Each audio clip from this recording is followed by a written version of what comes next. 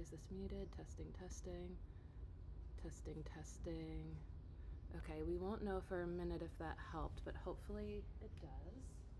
Will you keep an eye on that, maybe? Discovering the Yoga Sutras, the ultimate Indian manual of mind control with Rupa Pai on Saturday and Sunday, March 1st and 2nd, 12:30 to 2. Rupa is an author, cousin or aunt of Anisha's that lives in India, so this will be on Zoom. And in the spirit of the year of the Buddha snake, I've been talking a lot about Patanjali, the progenitor of the Yoga Sutras, and I do feel like if you've never explored the Yoga Sutras, or it's been a while, that this is a wonderful year to get into that text.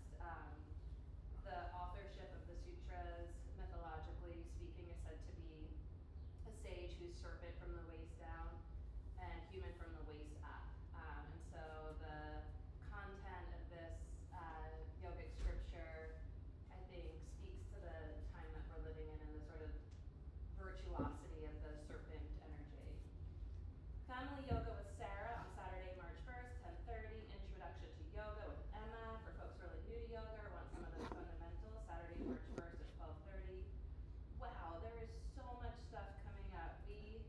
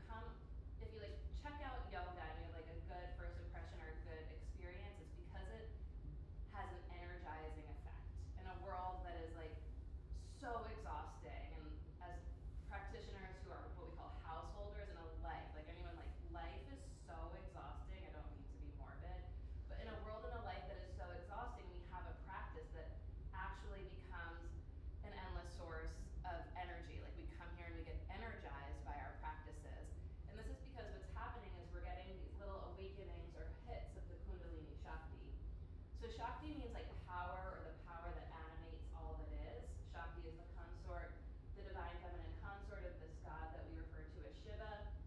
Wherever you see Shiva, you'll find Shakti. He wears his serpentine energy on the outside. You'll see this cobra like that adorns him, sort of wrapping around his arms and body. We wear our Shakti on the inside, like we are the reflection, the inversion of what you see here. So Shiva wears his Shakti on the outside, we wear ours as Kundalini on the inside. Kundalini means like coiled serpent, Shakti means energy. And so it sits coiled at the base of your spine, or energetically in front of the spine. You have what's called the Sushumna Nadi. I'm going to try to make this faster. That's the central channel along which your 7 main chakras reside. And that through the physical practices and the other practices of yoga, meditation, pranayama, etc., you start to awaken the coiled serpent, and she starts to rise up that Sushumna Nadi, that central channel. And we get an energetic hit from our practice. So just like bioenergetically, that's the spiritual, philosophical context to what's happening when you do a physical practice. We're going to do a lot of hip openers today, and I think that's why people love hip openers, because she sleeps, or she's dormant in the core of the pelvis. And as we do hip openers, we start to stir her and awaken her.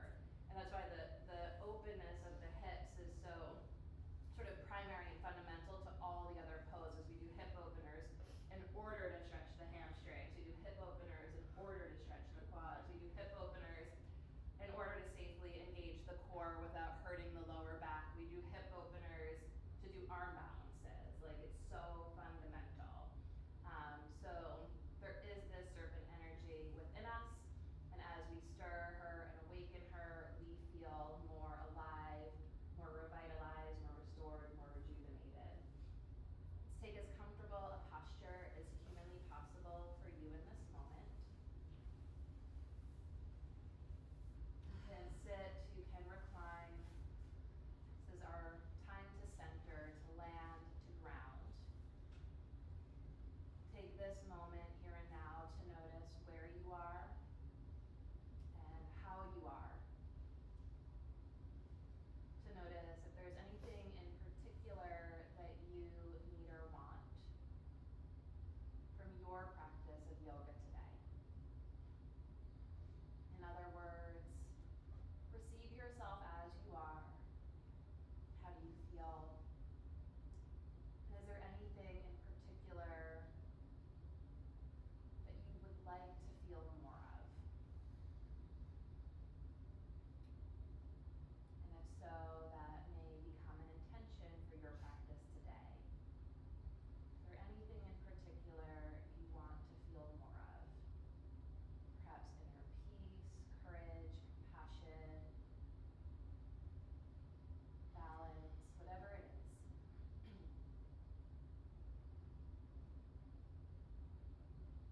And allow yourself to become sensitive and receptive to whatever it is your practice has to offer to you today. So there's both perhaps intention and receptivity.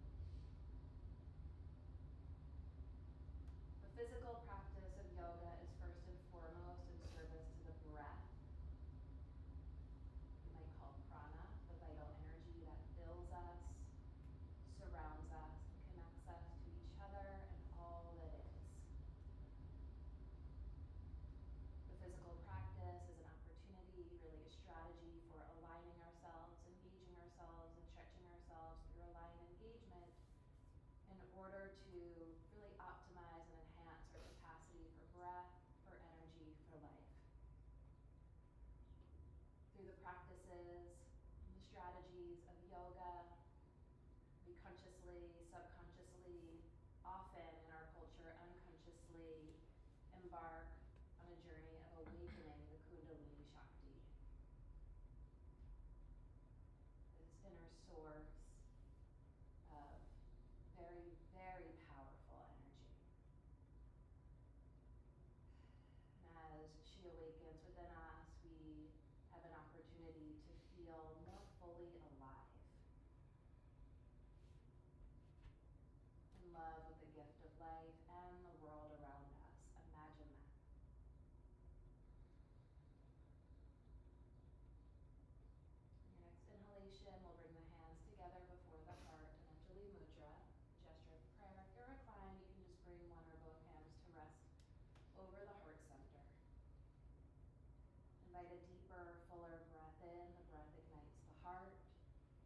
as you exhale, the indwelling light of the heart emanates from inside out as far and as wide as you can possibly imagine. One or two more of the deepest, fullest breath. The breath deepens you, fills you, ignites the heart. The exhales carry the indwelling light from inside out, far and wide.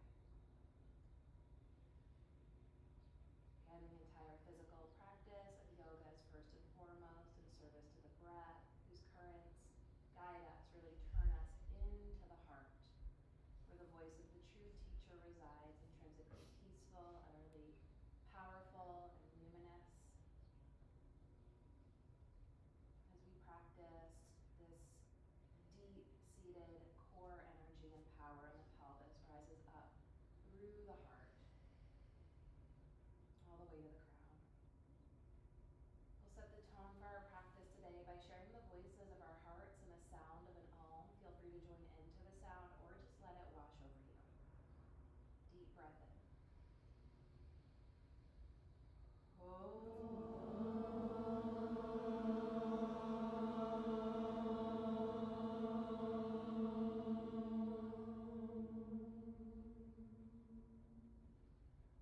Bow to your heart.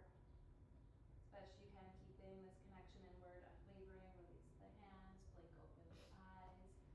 And let's come into a tabletop position. If you're reclined, you can roll to one side, press through strong arms. We're good outside or no? Yeah, you might just want to stay up here because it sounds like it's coming out of the computer and not out of the mic. Find your breath and just begin linking breath and movement in the ways that naturally feel good.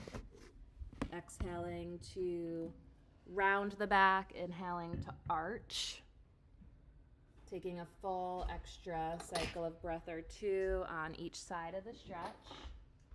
Notice what you feel, how it feels, where you feel it.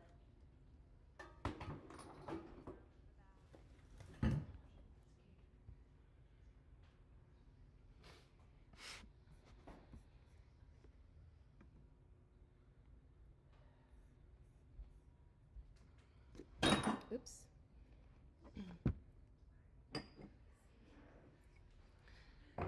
If they're not already, bring your hands all the way up to the top corners of your mat. Walk your knees back just a little bit behind your hips. Take a huge breath in, shrug your shoulders towards your ears. Keep that length from hips to armpits. And as you exhale, send your hips towards your heels for puppy pose, or what we sometimes call quarter dog.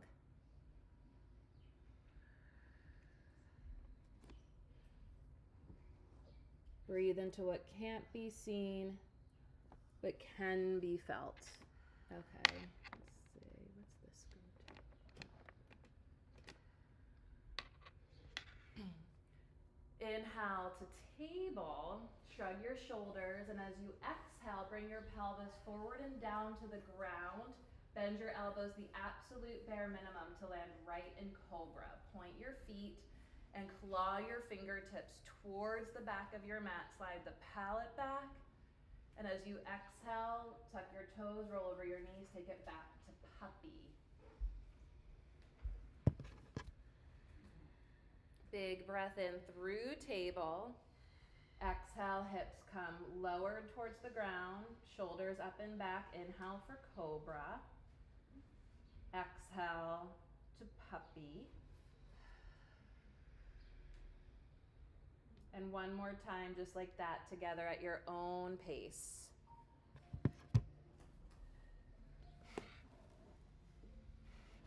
It just got better because I'm standing near the computer, I think. Exhale, we'll meet in downward dog.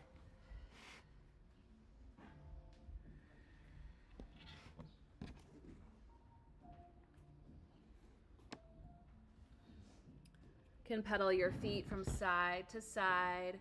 Again, notice what you feel, how it feels, where you feel it.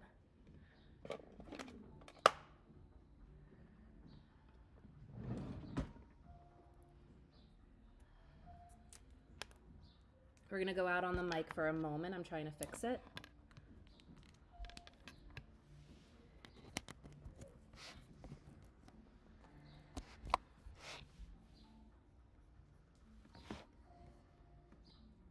Testing, testing, testing.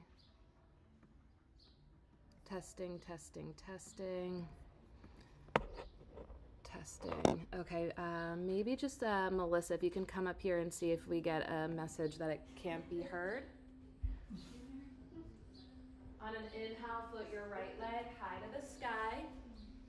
As you exhale, take a big step through to lunge. And on the inhale, reach your arms up. Feel both feet on the ground. So the serpent energy is the energy that burrows into the earth, that kind of hides in plain sight. It does the behind the scenes, the underground work. This is the energy and spirit of the year. And so notice, if you actually push the back foot down and back, like not onto the ground, but really think like into sand, can you reach up more through the torso, the spine, the fingertips? And as you reach up, rise up out of like the very depth of your being, on an exhale, allow the front thigh to descend, like 1, 2, even 3 more inches. That's deep. On your exhale, plant your hands, downward facing dog.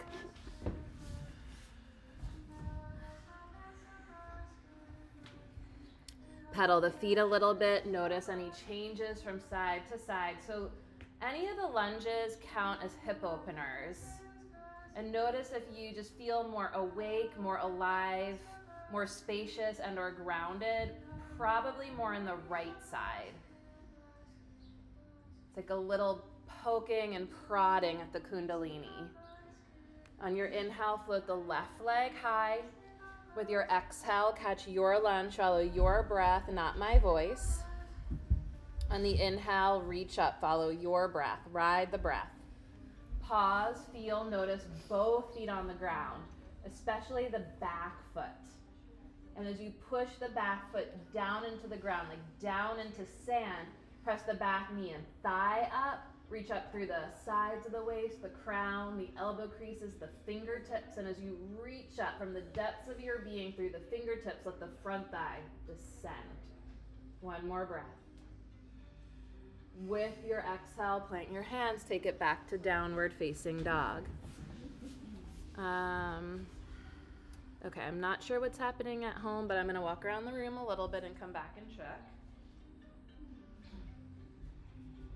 Claw the fingertips, spread the toes. As you inhale, lift your heels up high, keep the heels lifted. When you exhale, bend your legs deep. Yeah, like as much as you can. Like if you, I don't want you to like strain in your core, but bend your legs as much as you can before you feel like you're just hovering off the floor. And if that's too much core work, unbend a little bit. I do love that core work though. But we're getting into the hips here. Okay, so with the knees bent, not with straightening your legs, keep your legs bent. Can you tilt your butt up to the sky? Yes, feel the sitting bones lifted, spread. You want to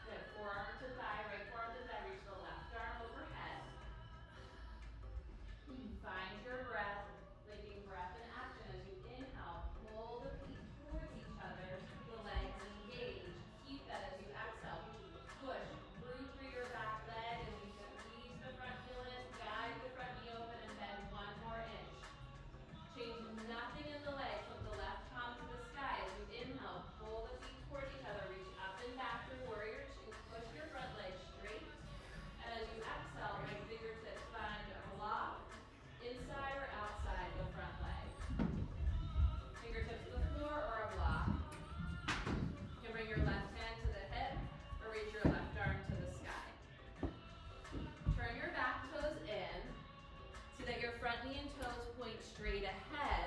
And now micro bend your front knee. Squeeze your front heel in and guide your inner front knee towards your little toe.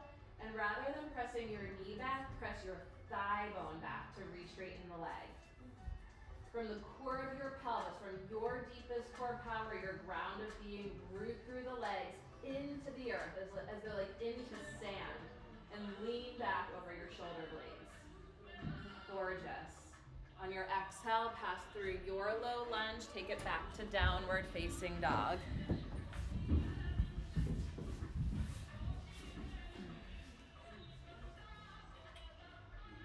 Check it out from side to side. Does it feel different?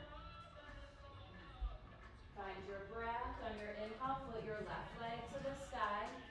With your exhale, catch your lunge. Spin the back heel to the ground. Inhale for warrior two. You can extend the arms as in the traditional posture or bring your hands to your hips. Focusing more on the legs, the lower body here. Serpentine from the waist down, from the core of your pelvis, root into the earth. Then energetically pull your feet towards each other. And as you reach back through the right arm, bend the front leg deeper. Squeeze the front heel in, guide the front knee open. Keep that as you bring left forearm to left thigh, sweep the right arm overhead, biceps alongside the top ear. Every inhale, pull the feet towards each other to find and feel the strength of your legs. And then as you exhale, you push through the bones of the legs, deep down into the earth, and you tie that strength and connection into a deeper opening as you lean back over your shoulder blades. Think left shoulder back, right shoulder back, lean back. Put the right palm up to the sky as you inhale. Pull the feet towards each other, reach up and back through warrior two, front leg extends towards straight. Exhale for triangle. Left fingertips to the block, inner outside the front leg, right arm to the sky, or right hand to the hip. So no unnecessary or added strain in your neck, shoulders, jaw, or throat here.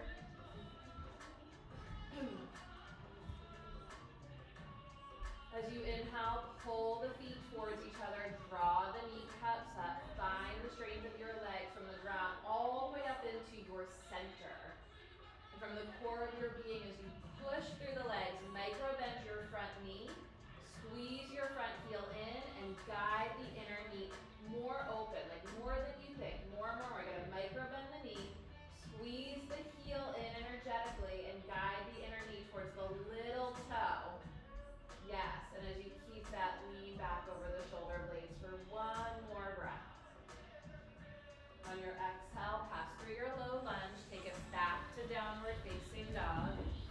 Find your breath. The breath ignites the heart. The splendor of the heart illuminates the faculty of your mind, the agency of your body.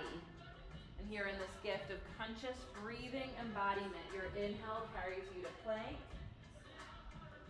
Exhale to lower towards the earth. Inhale for cobra. Press the tops of the feet down so much the knees get a little lighter. Press the inner edges of your hands down. Pull the hands towards the feet. Slide the palate back. Breathing. Exhale, downward dog.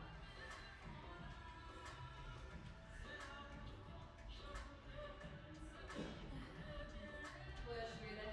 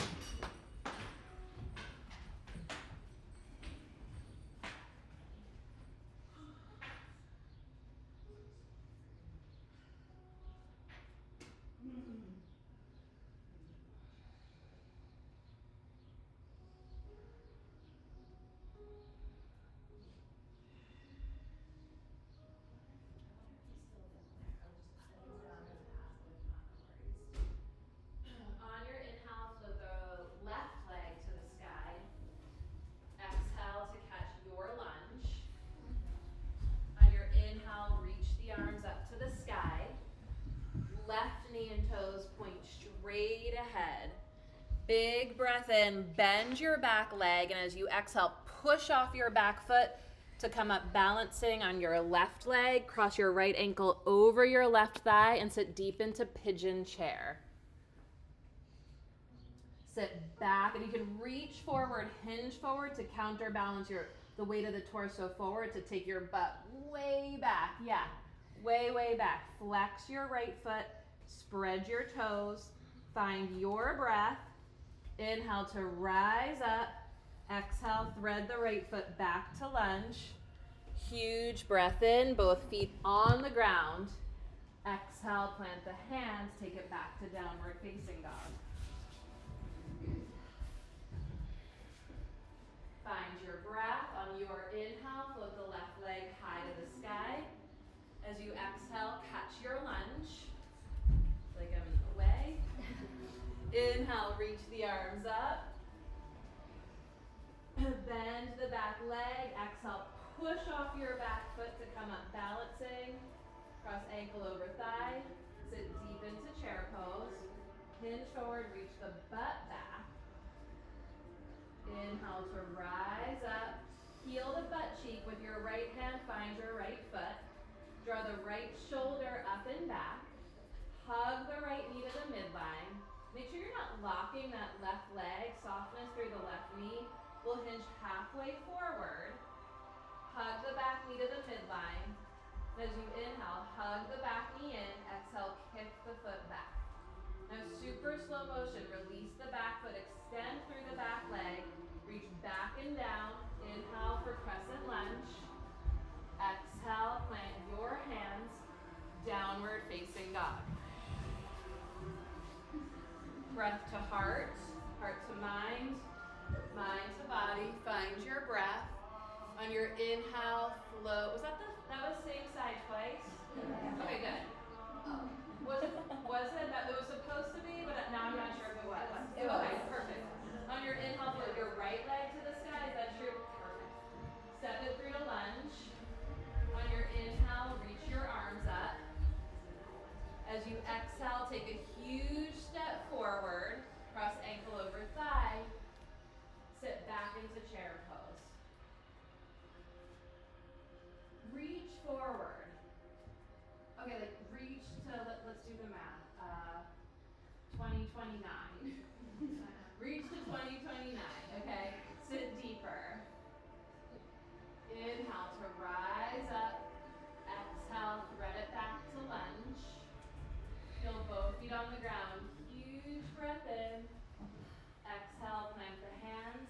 Downward facing dog. Breath to heart. Heart to mind. Mind to body. The work we do underground, behind the scenes now creates a 2029 worth reaching for.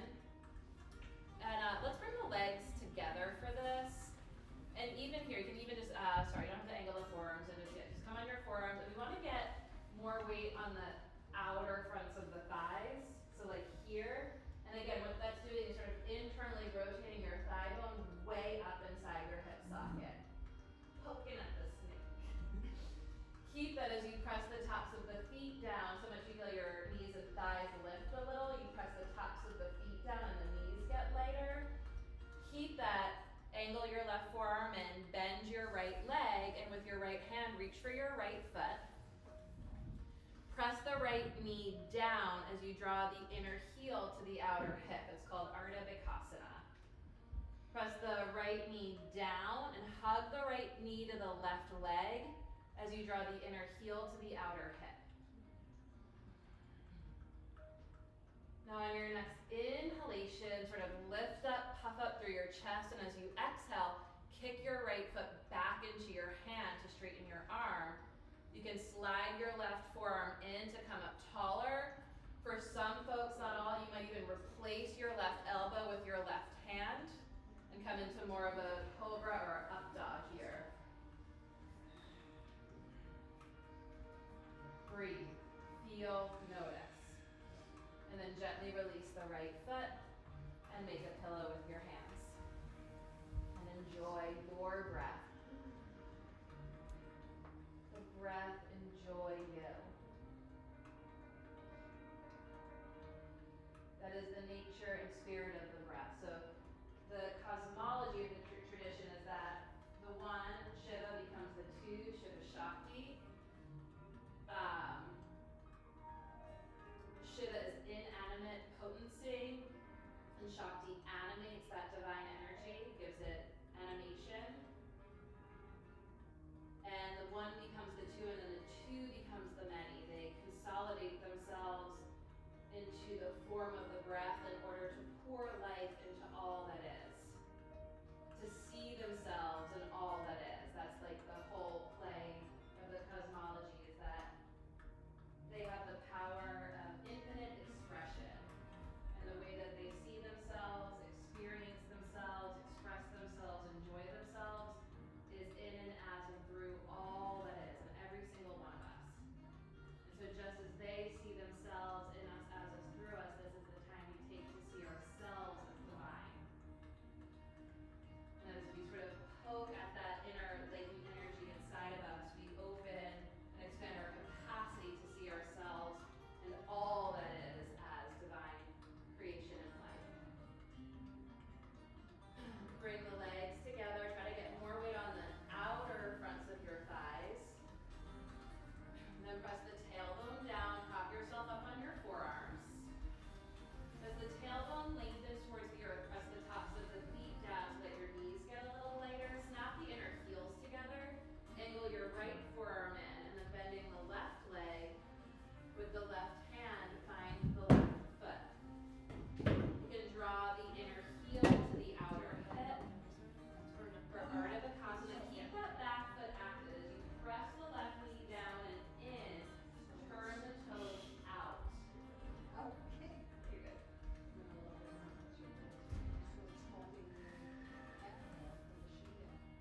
Yeah, you can stay right here, or big breath in, lift up through the chest, and as you exhale, start to kick your foot back into your hand to come more upright. You can slide your forearm back to support you.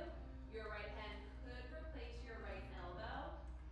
And as you press the right hand down, draw the right shoulder up and back, nice and then press the left foot back, and rest.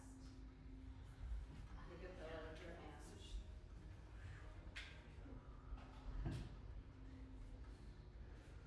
You got, no. Oh, cool. I missed it.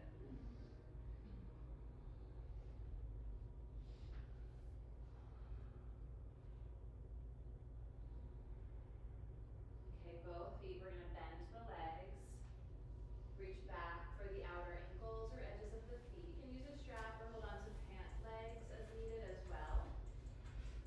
Now here's the thing, when we reach back with both arms, becomes like more like a snake, like no hands or arms to support us, right? So now you really gotta use the legs. Press the knees down and hug the knees together, good. Big breath in.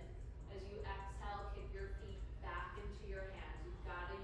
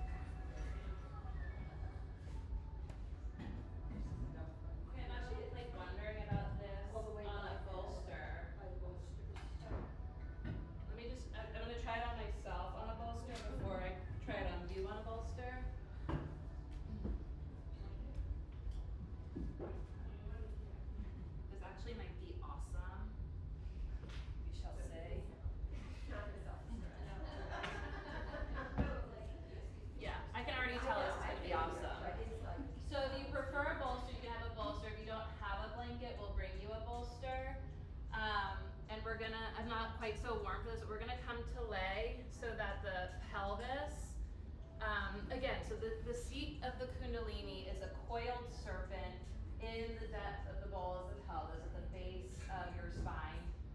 And it's coiled, and as you poke at it through your practice, it's like literally the prod, it rises up, it awakens. So we want to lift up that area, that realm. So my pelvis is kind of tilted. This is called a posterior tilt.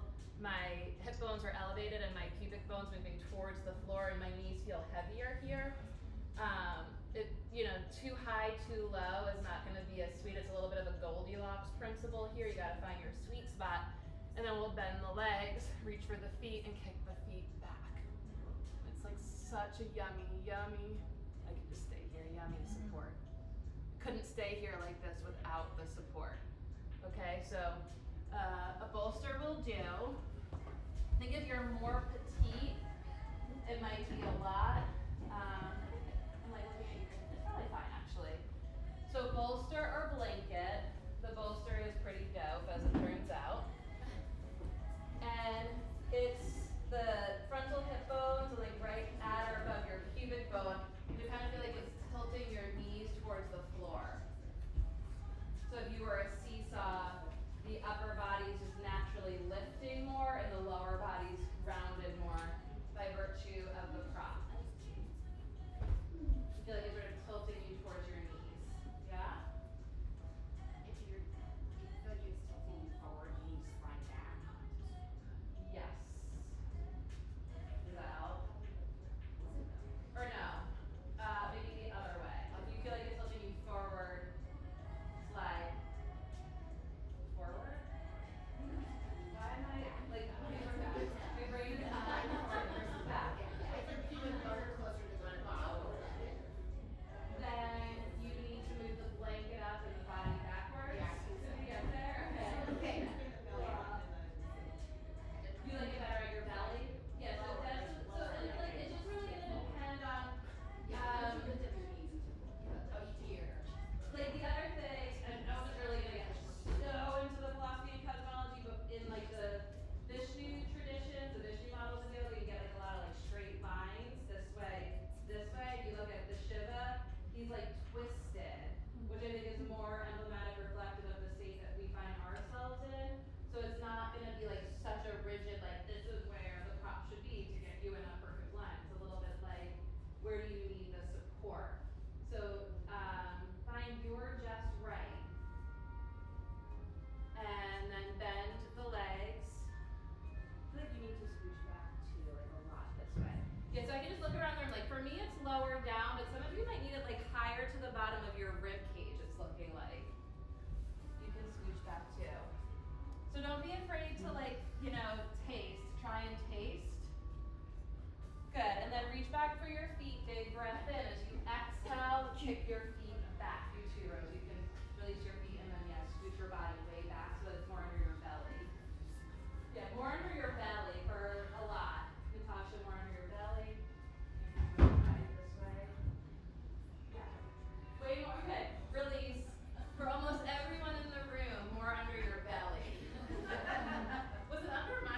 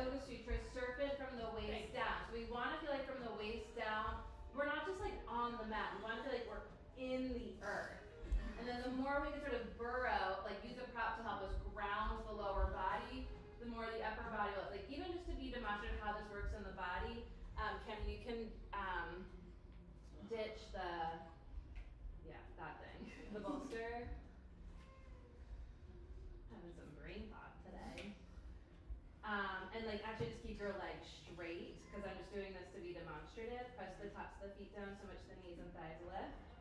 And then I'm gonna have Camden do, just to be demonstrative, locust or shalabhasana. You can interlace your hands behind you or just reach your arms straight back. So again, more like a serpent, no limbs. And Camden's gonna press the feet down to lift the heart up. But watch what happens when I just come and ground her feet more. Isn't that so cool? And release. But the more we ground down, the more the energy rises up. So the point of the prop is to find just the sweet spot where it's helping you to feel really grounded from the waist down. And so that the more grounded you feel, the more connected to the earth you feel, the more the energy rises up through the heart, the palate, the crown. One more time. One more bow pose. Okay? I don't even know how we're doing on time. Oh, we're good. One more bow pose. And so the learning from the room, and I wouldn't have known this if I couldn't like see the folks in the room. Like if this was a Zoom or virtual situation, it would be like all for nothing. Maya, you can scooch way back too. I'm so sorry. These petite folks, like you actually might need the blanket like up under your breast for some of you, like way higher. I wouldn't have known that without seeing you in the room. So I think don't listen to me about it under the pelvis. Go way higher with the support towards the heart even, the heart center. And see if that makes a difference. Yeah, starting to see some real changes. Breathe into the difference. Yes. As you inhale, hug the knees towards each other. As you exhale, kick your feet back. Kick your left foot back. Kick your right foot back. Squeeze your butt. Kick your feet back. Wow, Jaya. And rest. Take a pillow with your hands. Turn your head to one side. Enjoy your breath.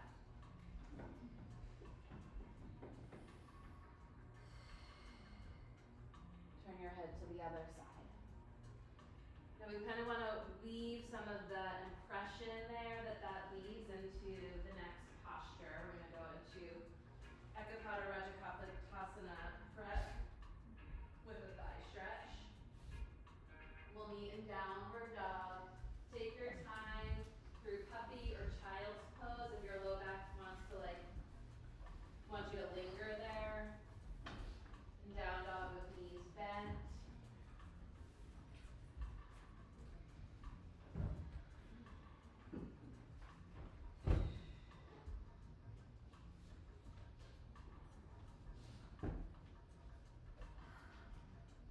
We'll meet in down dog.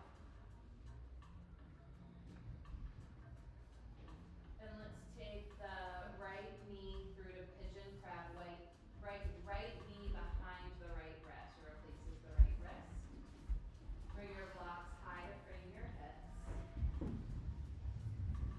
Tuck the back toes, walk the back knee a little more to the midline and get a little bit, again, close your eyes for this, more weight to the outer edge of the back knee. Blocks up high, come more upright, press the back knee down. Press the back knee from left to right, and press the back knee down and forward. Keep that as you bend the back leg, and with your left hand, find your left foot. Push through the right block to tip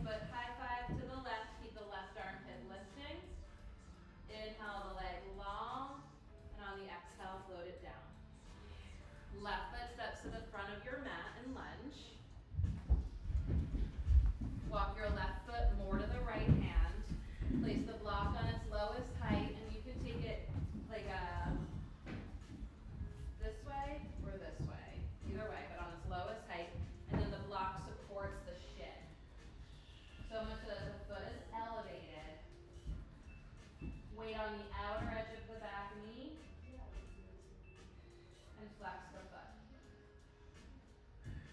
So most snakes, I lived in India for 6 months in college, and there were a lot of vipers. There are these gorgeous, they're so beautiful, these little, very docile looking snakes, but they happen to be some of the most poisonous in the world. Like one bite can kill you.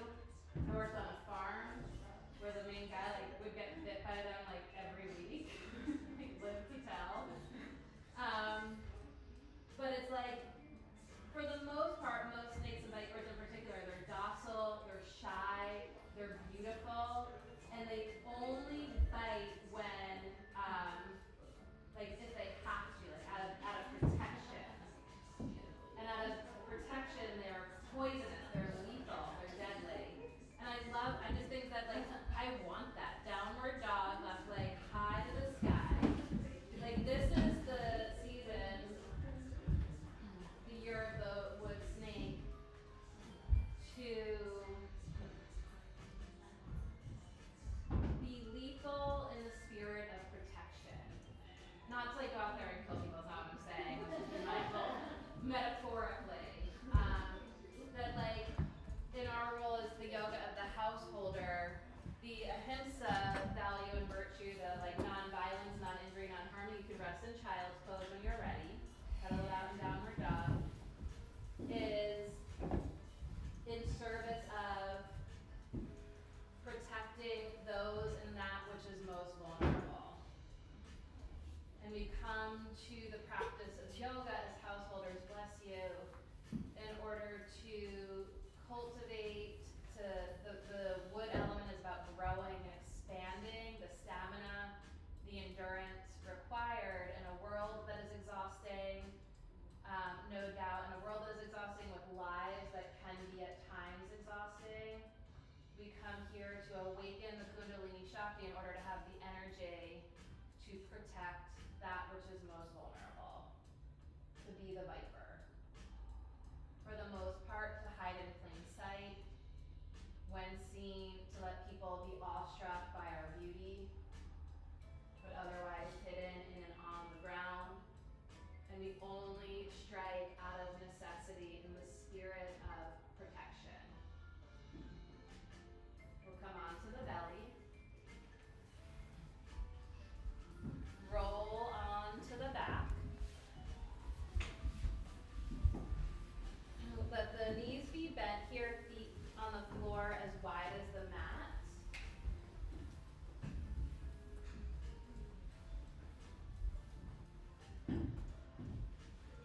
And gently lower the knees from side to side like windshield wipers. You might want to coordinate with your neighbors.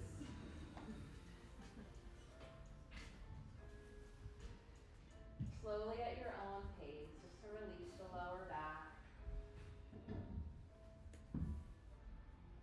You can pause for a breath or two on each side.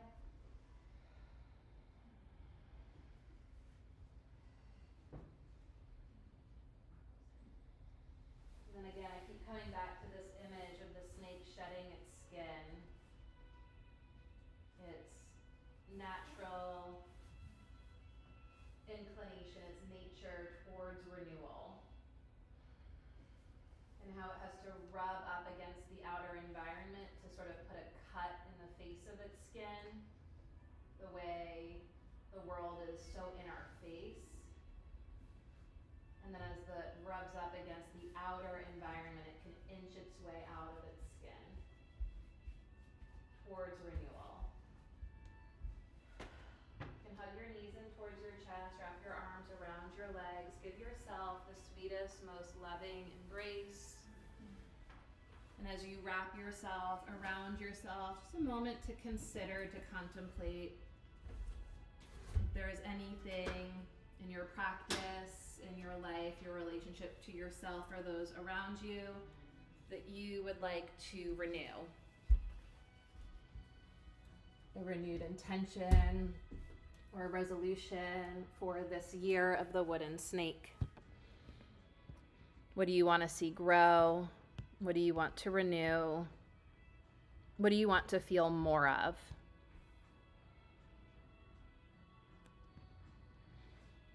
scan your body with your awareness to see if there's any final postures, movements, or adjustments that you need or want to make in order to feel prepared to relax. You can add or remove layers. You might add or remove props.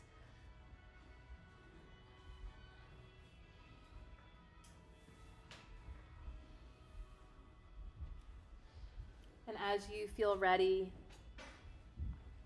begin to spread yourself out on the altar of the earth for Shavasana, corpse pose. You can let your hair down, put glasses safely off to one side.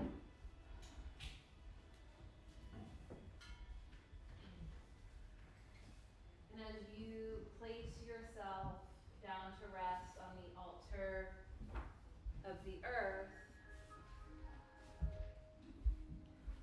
allow yourself really to settle not onto, but into the lap of the earth.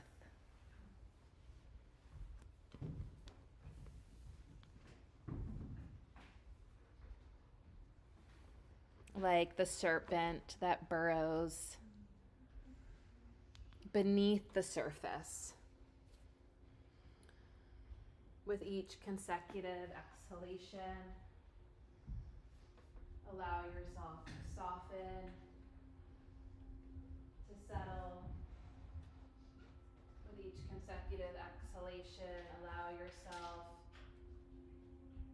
to release any last remaining bits of tension, whether it be conscious, subconscious, or unconscious.